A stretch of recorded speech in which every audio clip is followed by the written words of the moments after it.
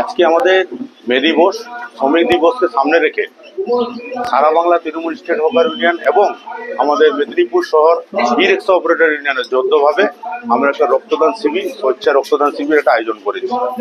সুতরাং যেভাবে আজকে মানে এই যে ওয়েদার চলছে গরম, এই রক্তর প্রচুর ক্রাইসিস, সুতরাং সেটা আমরা আমাদের ই রিক্সা অপারেটর ইউনিয়নের সভাপতি আমার সুমন ভাই আমার সঙ্গে আলোচনা করে এবং আমাদের শিবুদা আমাকে বলে যে এই একটা উদ্যোগ নিতে হবে, যেহেতু আমি রক্তদান শিবির সঙ্গে যুক্ত আছি।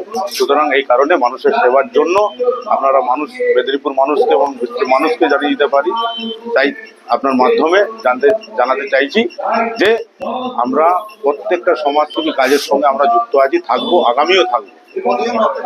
প্রায় 100 বেশি হবে, কম নয়, দেখলি আপনি।